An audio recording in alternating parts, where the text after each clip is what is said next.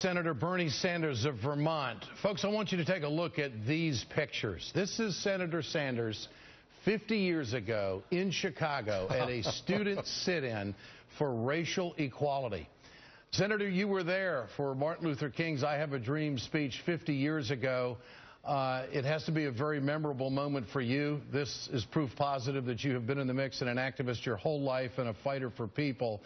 As you reflect back, how far have we come as a country and how far do we have to go? Good to have you with us, Senator.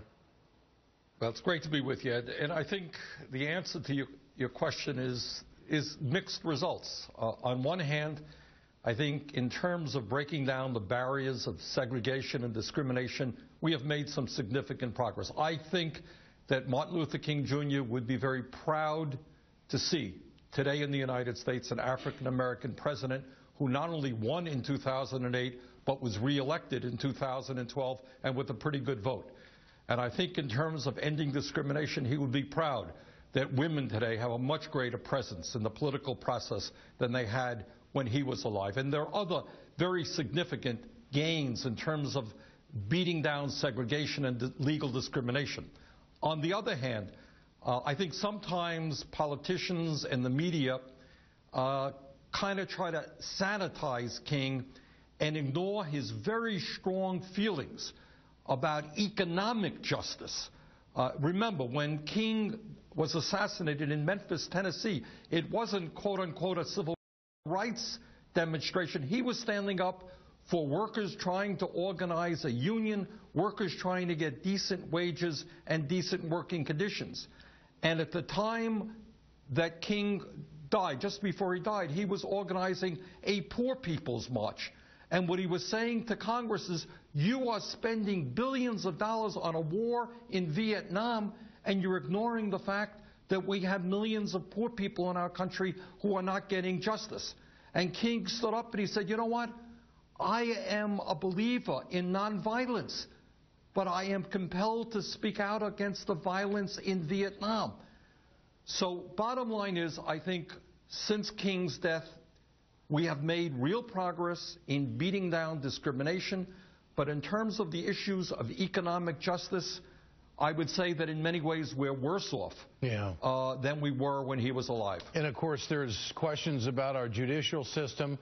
This summer alone, the Trayvon Martin story, the stop and frisk that's going on here in New York, which is a heated debate. We're still not working in many respects on a level playing field. Is Washington doing enough to change that? And of course it's the era of obstruction there, but is there an awareness in Washington that something needs to be done to mend a lot of fences? The answer is an emphatic no. There is far too little discussion about the collapse of the middle class, about the fact that we have almost as much poverty today as at any time in the last 60 years. Almost no discussion at all about the incredible income and wealth inequality in this country and the fact that we're moving toward an oligarchic form of society. You know, when King was alive, he was talking about a radical distribution of economic and political power. Yeah. That's what he was talking about. He was organizing people to bring that change. No, Congress does not recognize that reality at all. Well, since that era, we have seen a tremendous concentration of wealth. We have seen a separation of income inequality. The chart, which we use quite often on this program, tells a mammoth story for this country. So what does the future hold in seeing that we keep radical legislators away from attacking minority rights? And I guess maybe the best way to ask that question is, what do you think Martin Luther King would be saying about what has unfolded in Detroit, where local elections have been circumvented and a city manager has been put in place almost with dictatorial power? Well, I think obviously he would be very concerned. He would be outraged today that in America, black youth unemployment is close to 40%.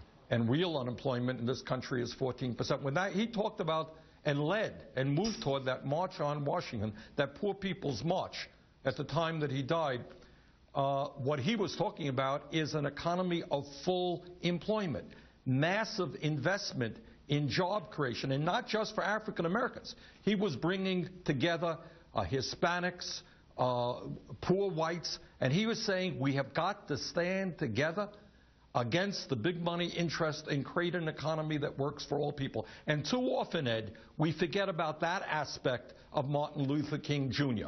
And we simply focus on his enormously effective work in desegregating America. But he was also a very, very strong proponent of economic justice. We can't forget about that. And I've got to ask you finally, Senator, that day, what was the mood like?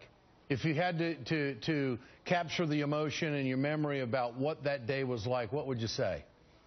Enormous optimism, enormous excitement. The fact that so many people of all colors, of all ages, came together in Washington, D.C. That was unprecedented up until that point. The King's speech was extraordinary. People left that event feeling proud and very hopeful about the future. All right. Senator Bernie Sanders, appreciate you being on the program tonight. Thanks so much. All the best, my friend. Unpaid interns.